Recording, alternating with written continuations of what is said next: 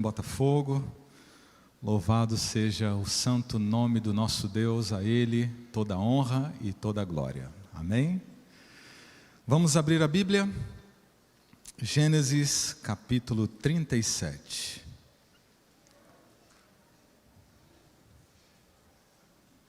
Gênesis 37, nós vamos ler o versículo 18 até o versículo 20.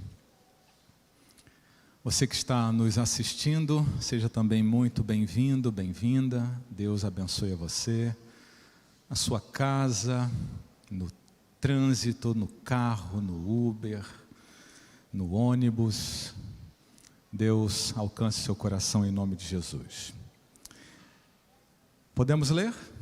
Gênesis 37, 18 em diante. De longe o viram, e antes que chegasse, conspiraram contra ele para o matar. E dizia um ao outro: vem lá o tal sonhador. Vinde, pois, agora, matemo-lo e lancemo-lo numa destas cisternas. E diremos: um animal selvagem o comeu. E vejamos em que lhe darão os sonhos. José está inundando o coração, né, irmãos? José acabara de chegar. Seus irmãos estavam cheios de emoções ruins no coração. Inveja, raiva. E eles, ao recebê-lo, logo tiraram as suas vestes e lançaram ele numa cisterna. Parte da conspiração. José não entendeu nada, José não estava entendendo, até talvez tenha pensado que era uma brincadeira de mau gosto. Os irmãos estão brincando, mas o tempo foi passando, as horas foram se passando, e José gritava pelo nome de um irmão: Rubem, me ajuda, Isacar, o que está acontecendo? Me tira daqui. E José foi percebendo que não era uma brincadeira, era tudo muito sério.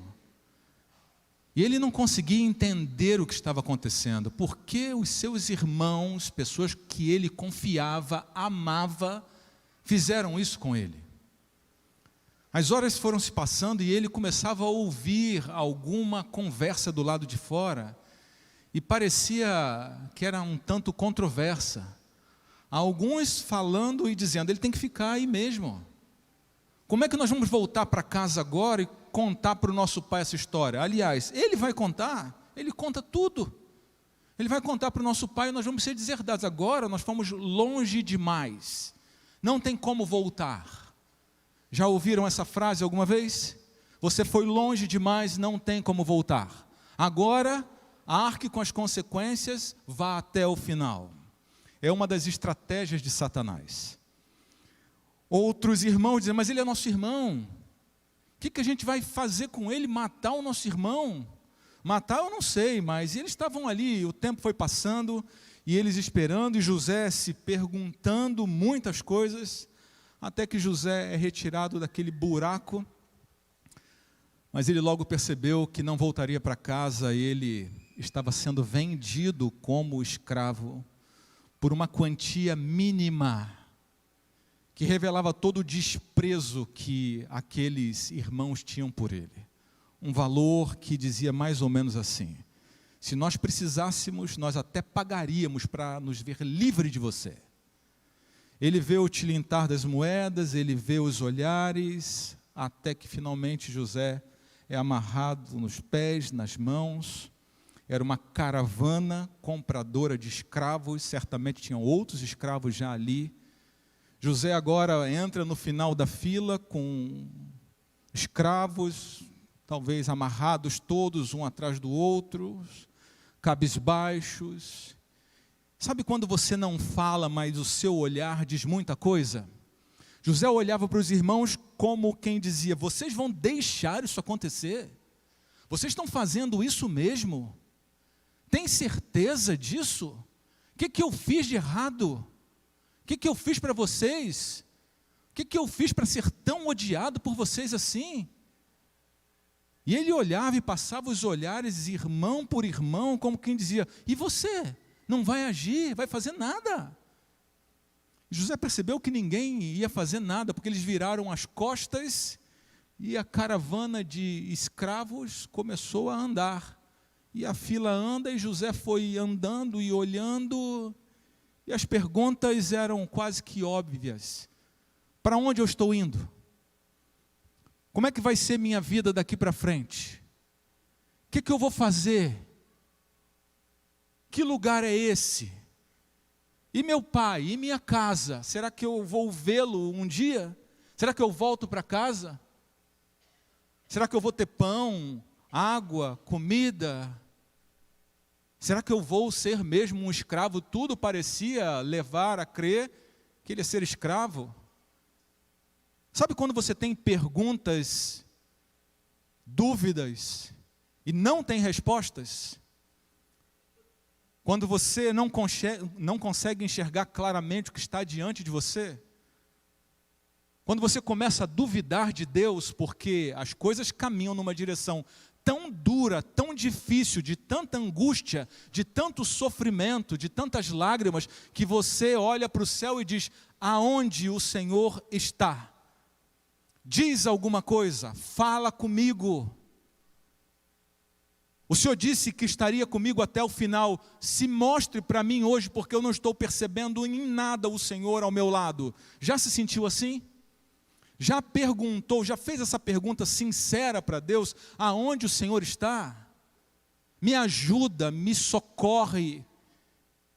Por favor, deixa eu ver alguma coisa. Responde a minha oração. E a gente às vezes passa uma noite em oração, pedindo uma resposta, querendo ver alguma coisa. E José, ele estava pedindo a Deus uma resposta, só que do céu só vinha o silêncio. Você também sabe quando Deus não fala nada para você. Você está buscando respostas, buscando esclarecer algumas coisas, saber o caminho. E você quer ouvir a voz de Deus, você quer que Deus fale. Você quer a intervenção de Deus, você é um cristão, você é um homem de Deus, você é um jovem de Deus. Deus, o caminho é esse. Deus, me diz alguma coisa. Mas para José e para mim e para você, o silêncio de Deus é parte da experiência cristã. Deus não se propôs a responder todas as coisas. A proposta de Deus é diferente. Eu estarei com você todos os dias até o final. Mas às vezes nosso coração nos engana, fazendo parecer que Deus está bem longe de nós, quando Deus está perto. José sabia da existência de Deus. Há pessoas que negam a Deus, mas sabem que Deus existe. É muita dor, muito sofrimento, muita angústia, e no auge dessa dor, desse sofrimento, às vezes a gente diz assim, eu te odeio, Deus. O Senhor não existe. Mas a gente sabe que existe. Deus é real. Mas o sofrimento também é real, inclusive para o cristão, para todos nós. A questão é quando, como e a intensidade. Mas todos sofremos. Todos vamos sofrer. Às vezes a gente pensa que está num mundo de faz de contas, um mundo de fadas, onde o sofrimento bate até na porta do outro lado, mas não na minha casa, não na minha vida. Mas o sofrimento é uma realidade da experiência da humanidade. Para você, para mim, para José. E nessa hora, você tem que tomar uma decisão. Você não consegue ficar inerte, indiferente a tudo que está acontecendo na sua casa, na sua vida, à sua volta. Você tem que tomar uma decisão. José caminhava, sol escaldante ao longo do dia, frio gelado à noite, medo, perguntas, até que ele vai se aproximando do Egito, começa a perceber algumas imagens. E ele tem que escolher, eu vou ser fiel a Deus ou vou abandoná-lo? José, quando olhava para o seu pai, para o seu avô, seu tataravô, Jacó, Isaac, Abraão, ele não tinha dúvidas de que Deus era real e presente na vida dos seus pais, do seu pai, do seu avô, do seu bisavô. E nessa hora ele tinha que tomar uma decisão. Eu vou continuar numa vida de fidelidade a Deus, a despeito de tudo que está acontecendo, dessa tormenta que acometeu a minha vida? Eu vou me manter confiante em Deus a despeito dessas tragédias à minha volta, na minha vida? Há uma decisão a tomar todo dia, principalmente na aflição, na dor e nos desertos. Os desertos estão aí, você tem que fazer uma escolha. Deus, eu vou continuar contigo, apesar do abandono, apesar da traição, apesar do sofrimento, apesar desse laudo duro e difícil médico, de que não tem jeito, eu vou ficar ao seu lado. Eu consigo ver o seu amor, apesar da dor, porque fidelidade não tem a ver com circunstâncias, tem a ver com uma decisão, uma escolha. Está tudo bem? Fidelidade ao Senhor. Está tudo ruim? Deus é Deus. Deus é Senhor. Deus ouve. Tem silêncio de Deus? Eu vou me manter fiel a Ti, ó Deus. Ainda que os ventos rujam, ainda que a doença acometa, ainda que o desemprego bata a porta da minha casa, ainda que o esposo tenha ido embora, ainda que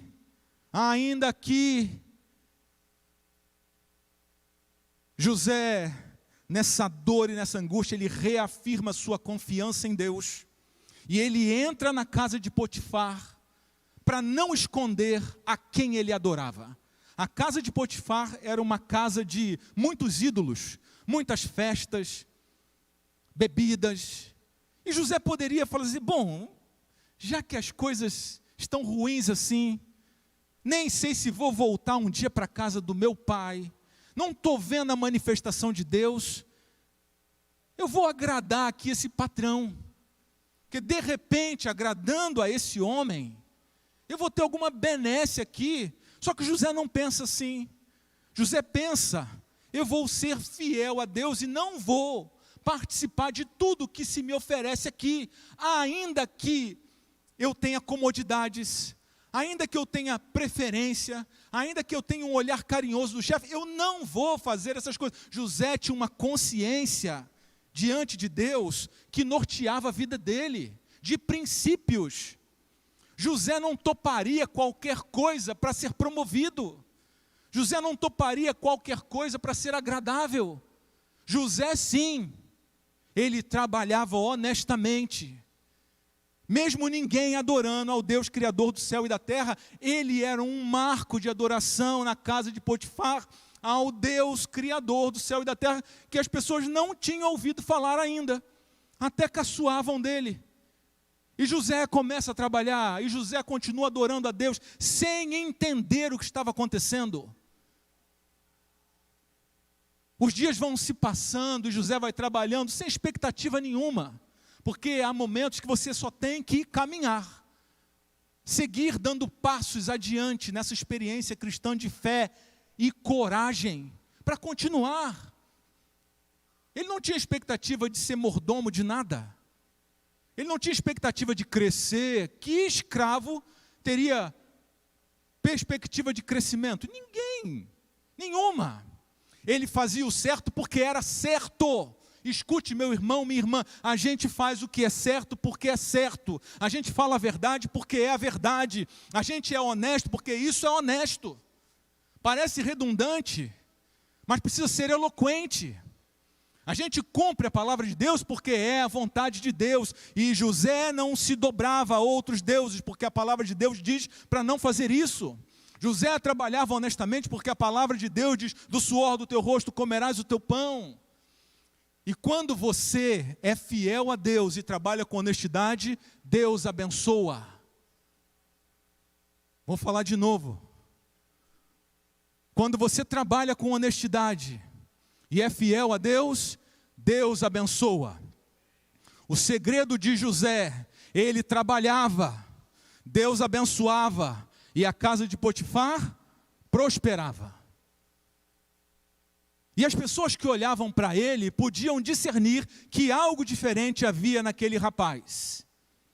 O comportamento dele era diferente, mesmo numa lama, mesmo num lugar horrível, mesmo num ambiente esquecido, mesmo num ambiente desprezível,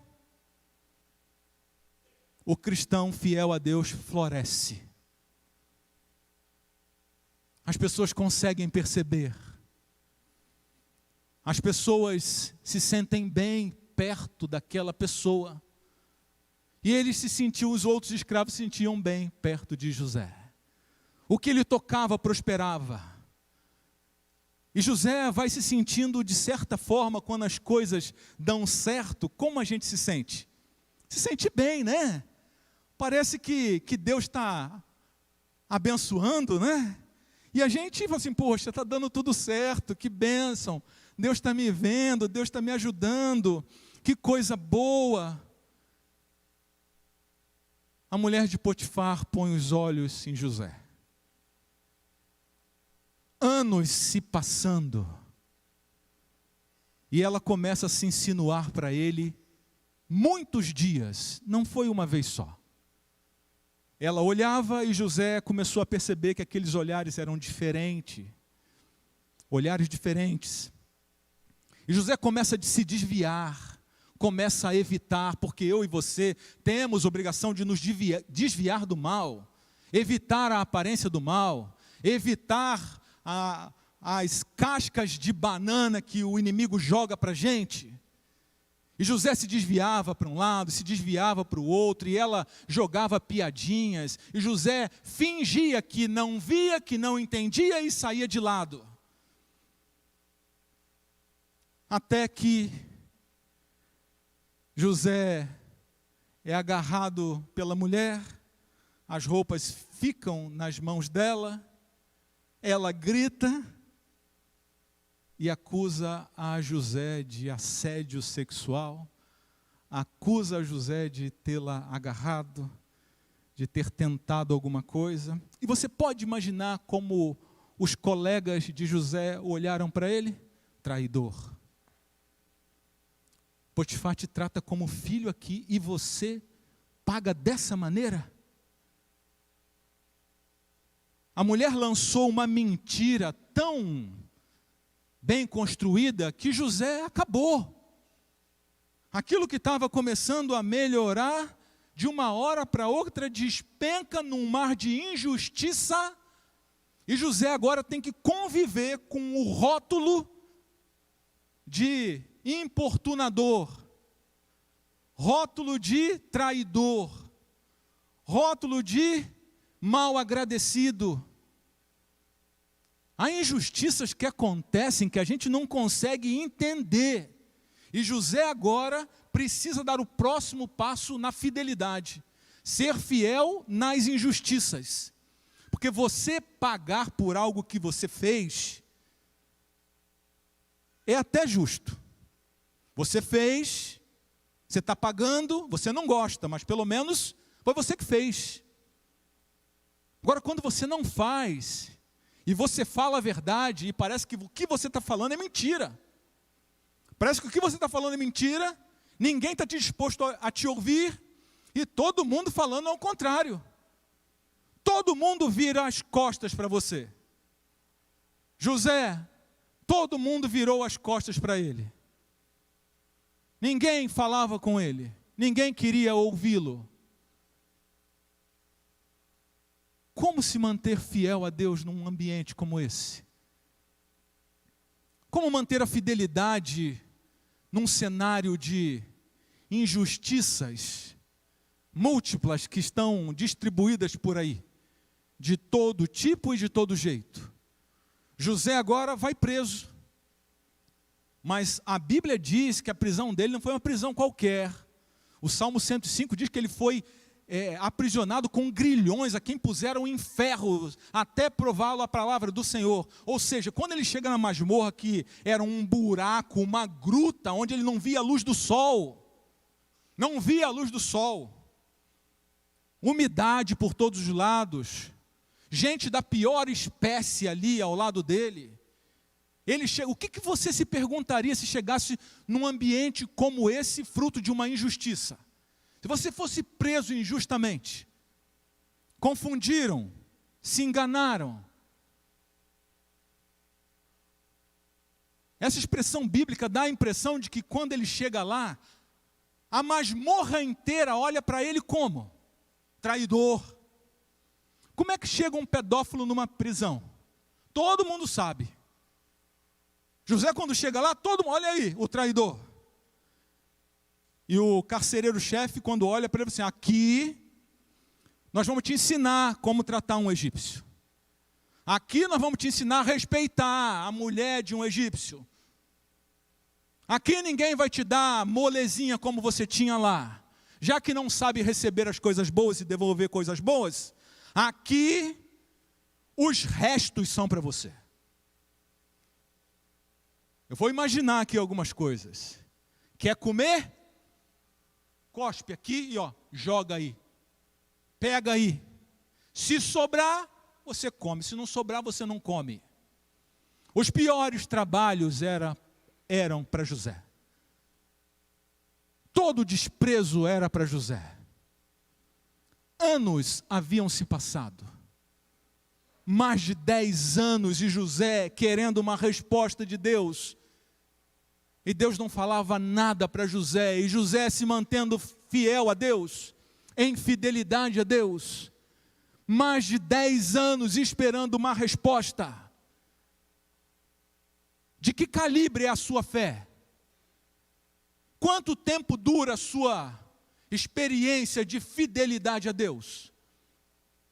Até onde vai essa convicção na palavra de Deus? Até onde você está disposto a ser rotulado, injustiçado, injustiçada por amor a Cristo? Por fazer o que é correto? Está disposto a ser presa por amor a Cristo? Por fazer o que a palavra de Deus diz? Está disposto a ser mal olhado, mal olhada, por adotar uma postura coerente com sua consciência diante de Deus? José passa dias ali. José poderia se tornar um revolucionário. Mas José não se torna um revolucionário porque José não era um revolucionário. A essência de José era confiança em Deus, fidelidade a Deus. Na prisão ou fora da prisão, fidelidade ao Senhor. Com dinheiro, sem dinheiro, fidelidade ao Senhor. Com emprego, sem emprego, fidelidade ao Senhor. Abandonado ou não, fidelidade ao Senhor. Na masmorra, no pó, esquecido, esquecida, fidelidade ao Senhor. José trabalhava calado, com honestidade, e as pessoas percebem. Deus não fala audivelmente, mas Deus está agindo em todo o tempo. As pessoas olhavam para José e diziam, que incoerência! Ele não parece esse ser humano perigoso assim.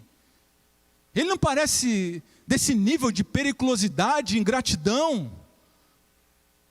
Ele é uma pessoa diferente. Aliás, eles começaram a perceber que naquela masmorra, começou a ter menos briga. Começou a ter menos confusão. José era um pacificador. Ele ia de um lado para o outro. Ele oferecia compartilhar o alimento dele, apesar de pouco. Ele buscava ajudar as pessoas. Ele buscava ajudar na tarefa do outro. Ele buscava consolar, confortar. Porque quando você consola e quando você conforta, seus problemas se apequenam. E José confortava, José abençoava, José falava, José ajudava, porque a essência da vida de José era abençoar outras vidas. Não é sobre você, Você pensa sobre você, mas Deus pensa sobre como salvar a humanidade e como você pode ajudar nisso. Então, às vezes, Deus permite seu sofrimento, sua dor, porque através desta dor, desse sofrimento, haverá salvação para você, primeiro, para sua casa, para pessoas que estão à sua volta. Deus também sabe que na dificuldade, a gente busca mais a Ele. Nossos corações são muito ligados a coisas boas. E nas coisas boas, às vezes, a gente se perde. Mas na dificuldade, nosso coração também está ligado a buscar a Deus e pedir ajuda.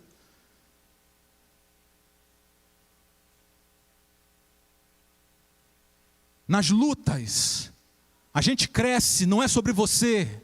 É como Deus pode te usar para salvar outras pessoas. Às vezes a gente está perdendo, mas o reino de Deus está ganhando. Às vezes você está sofrendo, mas a salvação está se espalhando por todos os lados. Às vezes você está lutando, mas há vitórias sendo conquistadas para o reino de Deus. Não é sobre você. José, não é sobre você, José. Há um plano maior, filho, filha. Há um plano maior. E José foi testado de todas as formas, porque todo cristão enfrentará dor, renúncias e perdas. E terá seu caráter provado também. Dor, renúncias e perdas e o caráter provado. E José tinha sido provado de todos os lados, mas ele não se demovia. Quanto mais lhe afligia, mais ele estava firme na sua fidelidade a Deus. E quando Deus decide intervir para dar continuidade aos planos, Deus faz o que for preciso. Um escravo numa masmorra, Faraó sentado no trono, Deus faz aquele líder ter um sonho, e ele não consegue dormir, fica rolando na noite, porque Deus faz dormir e faz não dormir também, para você pensar em algumas coisas que você tem que fazer. Deus tem poder, Deus é poderoso. Deus acorda um faraó por causa de um servo, rejeitado por todos, esquecido por todos, sem valor para ninguém. Mas para Deus, você tem valor. Eu tenho valor. Deus é o único que dá o sentimento correto de valorização de quem você é e do quanto Ele te ama. Faraó no trono, José na masmorra, Faraó rola na cama. Sonho, e ninguém podia revelar aquele sonho. Por quê? Porque Deus disse, ninguém vai revelar esse sonho. Nem mágicos, nem encantadores, ninguém vai inventar nada. Você não acha que apareceria alguém ali para inventar alguma história? Não seria muito fácil construir uma narrativa futurista? Mas Deus disse não, porque Deus é soberano. As hostes do mal precisam parar ao mando do Senhor nosso Deus, amém? Elas não podem agir mais. Chega, José sofreu demais. O céu inteiro sofreu com José.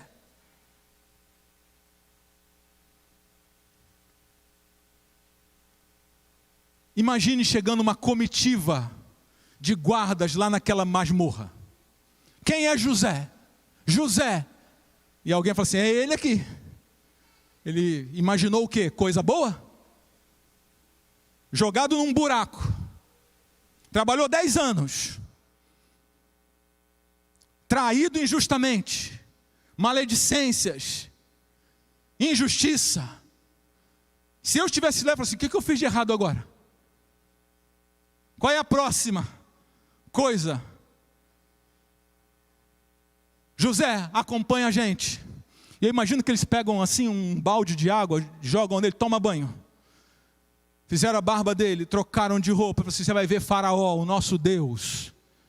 Comporte-se, hein? Não esqueça de ajoelhar quando estiver diante de Deus. Faraó era tratado assim. como um Deus. Quando ele se sentar, quando ele entrar, deixa eu te dar algumas orientações aqui. Quando ele entrar, você se ajoelha, você faz isso, você faz aquilo, todo um cerimonial. E José calado. José, e eu imagino, é levado a um lugar, um salão, um ambiente. E eu imagino que muitos conselheiros, muita gente ali, até que no momento José já está em pé, lá à porta, Faraó entra como se estivesse entrando aqui. Faraó entra, e quando ele entra, todos se ajoelham. Você imagina que José se ajoelhou ou não? Você vai morrer. Ou você se ajoelha ou morre. José fala assim, tudo bem. Você não conhece a minha vida e a minha história. Eu não vou me ajoelhar diante de ninguém. Porque eu só me ajoelho diante do Deus, Criador do céu e da terra, ainda que isso custe a minha vida. Ninguém demoveria José a se ajoelhar ou fazer algo errado em nome de benécias, ou de prosperidade, ou de qualquer tipo de bênção. José falou, tá bom, se eu morrer, morri. José fica em pé, o único em pé, e Faraó do outro lado. E olha para aquele jovem, Faraó poderia dizer assim, morte a esse blasfemo. Só que quem estava do lado de Faraó era Deus, dizendo, ouça esse rapaz. Autoridade nenhuma, presidente nenhum, rei nenhum, pode sobrepujar o Rei dos Reis e o Senhor dos Senhores, amém?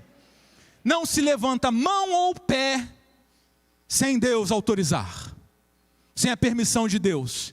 E por isso Deus é tão culpado de tudo, porque Ele tem todo o poder. Mas o ser humano também escolheu e continua escolhendo caminhos dentro do seu livre-arbítrio que custam caro. José está ali olhando para Faraó e Faraó olhando para ele. E Faraó diz, é você que tem o poder de interpretar os sonhos?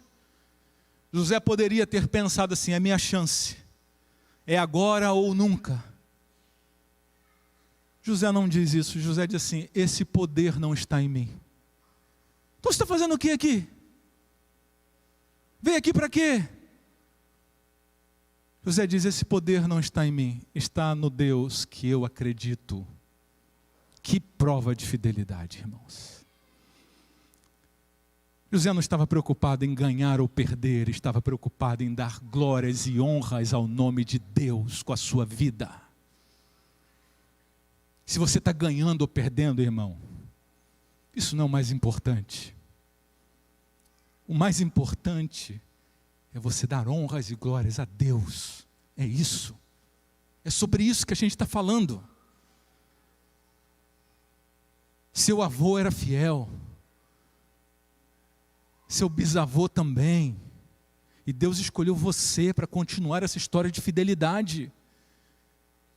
Esse poder não está em mim. E veja, José, movido pelo Espírito de Deus, ele diz assim, José assume a liderança, um escravo. Ele diz assim, conte-me o sonho. José começa a dar ordem. E Faraó, 7 vacas gordas, 7 vacas magras, 7 espigas cheias, 7 espigas crestadas pelo sol. E José nem deixa ele terminar, fala assim, o sonho é duplo, mas ele é um só. Deus revelou a Faraó o destino da humanidade. 7 anos de bonança, 7 anos de fome extrema, onde parecerá não ter havido bonança. E José avança com ousadia, porque com Deus, às vezes a gente faz coisas que a gente nem imagina. Faraó escolha um homem sábio, e põe a lei sobre os governadores para juntar 1/5 da terra, construa celeiros e armazene dos 7 anos, para que tenha comida para sustentar a terra durante os anos de fome. E Faraó está ouvindo, percebe que eram 7 anos de bonança, eles confiavam no Nilo ali, de prosperidade, era uma visão futurista. Como é que Faraó, talvez alguém tenha dito, como é que Faraó vai acreditar nisso? Só que José não estava sozinho.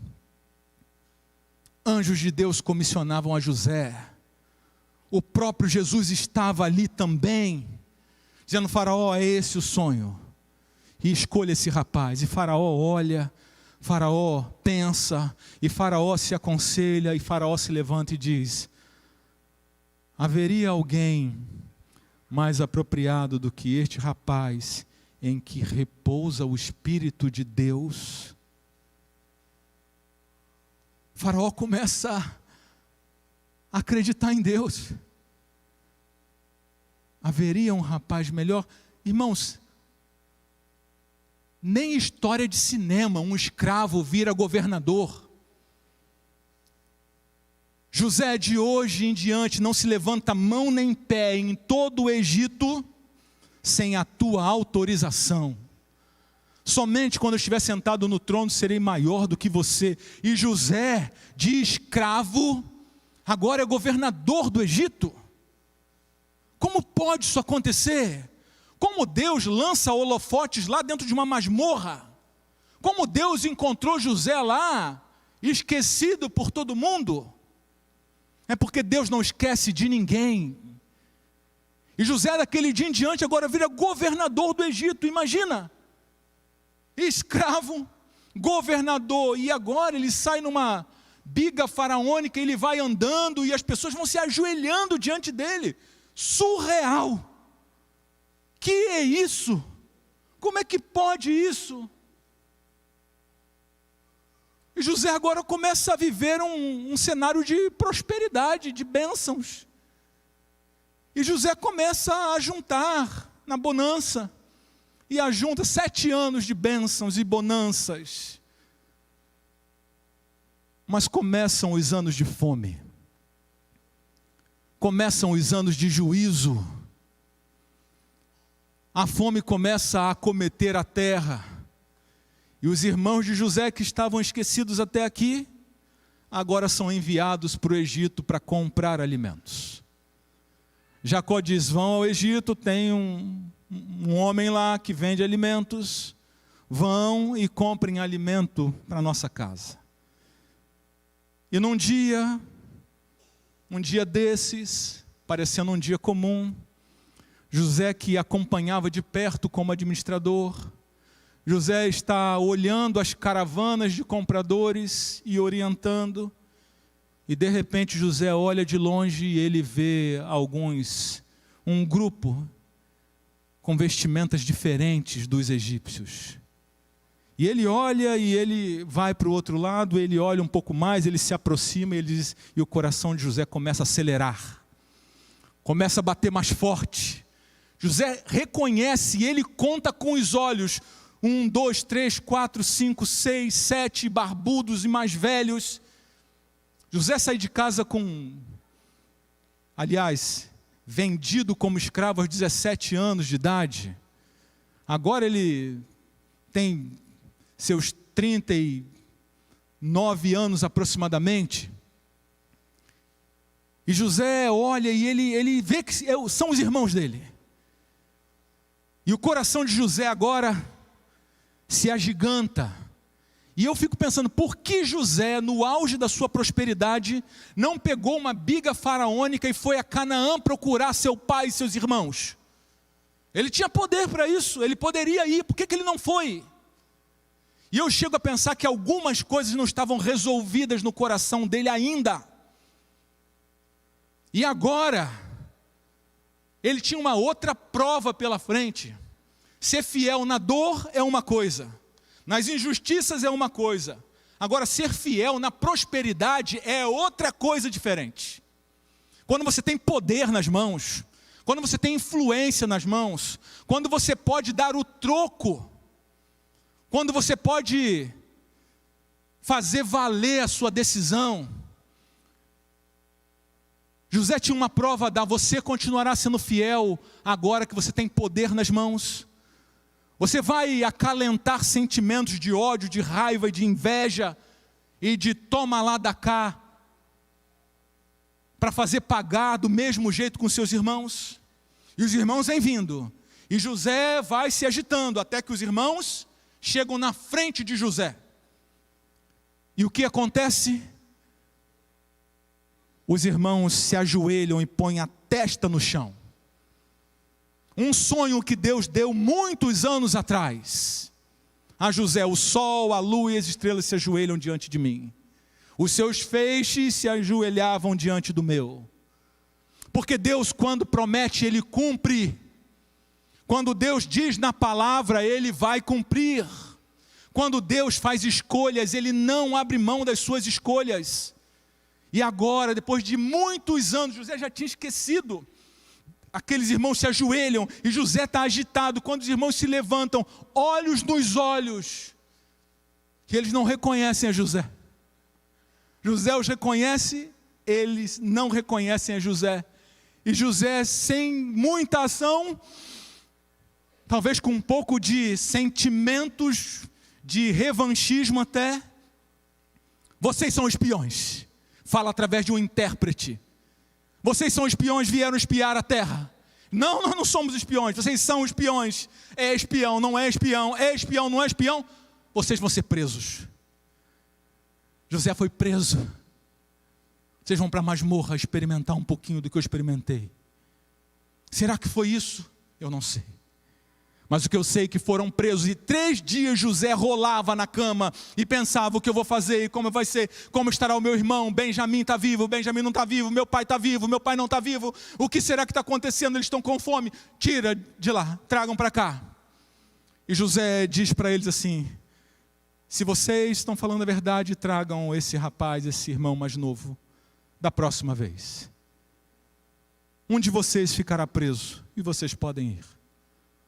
Voltem para comprar, mas tragam o irmão mais novo. E José, quando vai escolher quem ficaria preso, sabe para quem ele aponta? Simeão, o maior agitador da sua venda como escravo. Você vai ficar preso. Simeão fica, os irmãos voltam, encontram o dinheiro dentro do saco de grãos. Chegam em casa, contam para o pai: pai, o que aconteceu é o seguinte, o dinheiro voltou com a gente não sabe explicar. Vocês pagaram? Pagamos. Não fizeram nada de errado? Não fizemos nada de errado. Mas como é que está aqui o dinheiro? Não sei explicar. Então vocês fizeram alguma coisa de errado. Jacó estava acostumado com eles. Não. E o homem disse que tem que levar Benjamim. Benjamim não vai. Sob hipótese nenhuma, Benjamim não vai. Benjamim não. Por que vocês foram falar de Benjamim? Vocês não poderiam ter falado de Benjamim? Não vai. Pai, ele disse que a gente não compra mais nada. Pai, Deus estava agindo, sabe por quê? Jacó era outra parte da fidelidade. Jacó viveu um luto pela morte de José. Aqueles irmãos mentiram e Jacó sofreu uma vida toda, inclusive um sentimento de culpa, porque foi ele que mandou José ir atrás deles. O pai se sentia culpado. Eu mandei a José, e José foi morto, estraçalhado por uma fera. Jacó era outra parte fiel da história que estava esquecida, mas Deus não se esquece de ninguém, de nenhum filho fiel. E Deus está dizendo: filho, Benjamim tem que ir. E Jacó dizia: Benjamim não vai. E Deus dizendo: ele tem que ir para o seu bem. Há coisas que você não compreende, que são para o seu bem, que Deus está por detrás, mas você não entende. Aparentemente era algo terrível mandar Benjamim, mas por trás dessa decisão estava Deus dizendo: Benjamim precisa ir, porque será uma bênção para você. E Jacó dizendo: ele não vai, eu sei o que eu faço da minha vida. Só que quando Deus tem um plano, ele não abre mão também desse plano. E os grãos foram acabando e acabando, e Jacó só tinha uma porta aberta. Sabe por quê? Há alguns corações, se tiverem 2 portas, eles escapam de Deus. Às vezes Deus precisa deixar uma porta aberta para você, só uma, nem outra mais. Senão você sai pelo outro lado. E às vezes a porta é estreita. A porta às vezes é cheia de pregos, que você pode se machucar um pouquinho. Mas você precisa caminhar por ali, filho. aquele é o caminho. Os grãos acabaram e Jacó teve que se render, porque não há ninguém que lute contra Deus e saia vencedor. Se você se encontra lutando contra um plano de Deus, renda-se, entregue-se, não há como vencer. Benjamim vai, e quando eles chegam, José os recebe, e José, quando põe os olhos em Benjamim, José sai correndo para chorar. Se recompõe, oferece uma refeição para eles. A porção de Benjamim era maior do que a dos outros. José queria saber como é que estava o coração dos seus irmãos. E Deus também queria provar o coração de José ainda na prosperidade. Podem ir, levem os mantimentos, e os irmãos saem felizes. Deu tudo certo.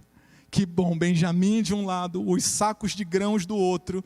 Estamos em comitiva indo para casa. Aqueles pressentimentos que a gente teve de que Deus estava trazendo juízo sobre a gente, não é nada disso. A gente estava pensando que era por causa de José que morreu ali, não era nada disso.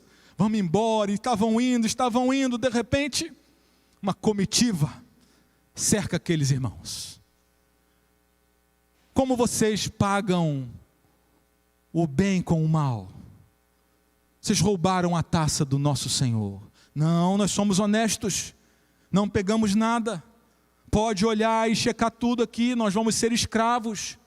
Se o Senhor encontrar alguma coisa aqui, aonde o Senhor encontrar, esse será escravo, nós vamos ser escravos seus. Tá bom. Primeira saca cortada, saca de Rúben, caem os grãos, não tinha nada. Segunda saca, terceira, quarta, e eles se entreolhavam dizendo, não tem nada aqui, ninguém pegou nada. 10ª saca, 11ª saca, a de Benjamim. Caem os grãos, caem a taça, e caem as máscaras daqueles 10 irmãos. Aquele pecado não ficaria escondido. E eles se olham, e eles... Como é que você pegou essa taça? Eu não peguei essa taça. E eles têm que voltar. E quando voltam, José estava aguardando. E eles se ajoelham de novo. E José diz, como é que vocês pagam o mal, o bem com o mal? E alguém, Judá, diz, nós vamos ser seus escravos.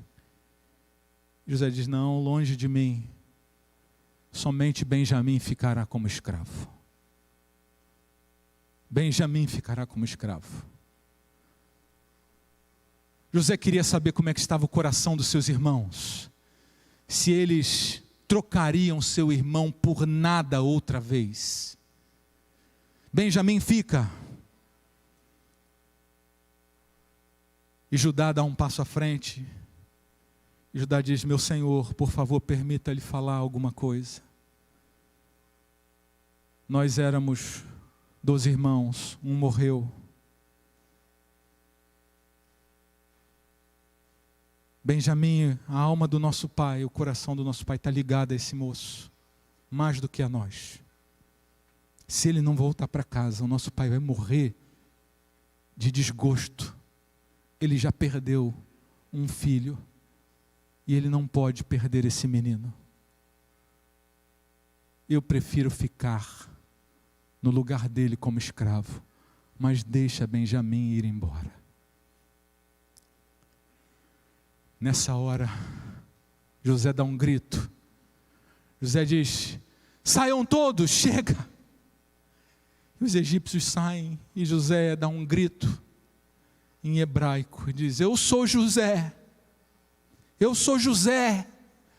E eles pareciam não acreditar no que eles estavam vendo, ouvindo. Eu sou José. E eles não ousavam dar um passo à frente. podem vir, me abracem. Só que a primeira frase que José diz, depois de se declarar, ele diz: vive ainda o meu pai? Você consegue perceber a saudade no coração de José? Consegue perceber? Ele foi separado do pai abruptamente, da família, de todo mundo. Vive ainda o meu pai? E eles se abraçam, eles voltam, buscam o meu pai, rápido, por favor. E eles voltam. Quando voltam e chegam lá, eles tinham que agora falar para o pai, tinham que prestar contas para o pai, porque Deus também queria salvar aqueles irmãos, e a salvação envolve confissão. Pai, José está vivo. Você acreditaria numa história dessas? José está vivo, José é governador do Egito. Mas como assim, governador do Egito? José está morto. Mas Jacó, ele olha e ele vê uma caravana, ele vê bigas faraônicas ali, soldados, ele vê um aparato, e a Bíblia diz que o coração de Jacó reviveu, renasceu, começou a ter alegria de novo, vida de novo. Sabe por quê? Um dia Deus devolverá para seus filhos fiéis aqueles que lhe foram tirados. Um dia Deus devolverá aquela que você ama, que está deitado, dormindo no pó da terra. Um dia Deus promoverá encontros, e esse encontro de Jacó e José prefigura um pouco desse encontro do futuro. A morte não dará a palavra final, as injustiças não darão a palavra final, a dor não terá a palavra final, muito menos a morte. Um dia Jesus chamará os que dormem e promoverá os encontros outra vez. Famílias não entrarão no céu despedaçadas, desmanteladas. Famílias de fiéis entrarão no céu juntos, de mãos dadas, amém? Jacó fala: vamos embora, vamos para o Egito. E aquele vovozinho sai na frente, e ele vai chegando na região de Gósen, e José, quando a gente lê a respeito, diz que ele vai a Gósen para encontrar-se com o pai, chegando, e ele vai com uma realeza fora de padrão. José era um príncipe, um governador, mas agora ele pula do cavalo como uma criança e sai correndo para encontrar com o vovozinho que estava do outro lado. Sai correndo, e Jacó não corre, mas Jacó abre os olhos, e eles se encontram e se abraçam, e eles se beijam, e a Bíblia diz que eles choram longamente, longamente. Imagina um choro de voz alta, chorando e abraçando, e a emoção foi tão grande que Jacó diz assim: eu posso morrer, chega, posso morrer, porque agora eu vi o meu filho, eu posso morrer. Só que Deus falou assim: não, agora não é hora de morrer, agora é hora de viver, ver seus netos crescerem, conviver com seu filho.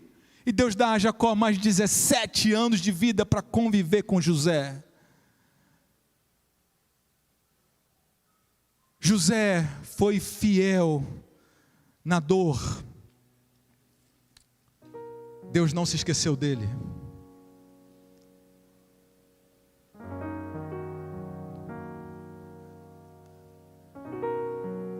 Deus não se esqueceu de José na dor. A fidelidade de José na solidão, nas dúvidas, na humilhação. Na dor, às vezes a gente aprende tanta coisa, e são como alicerces para uma vida que está em crescimento. Se você está na fase da dor, o meu apelo para você é: continue sendo fiel a Deus apesar da dor.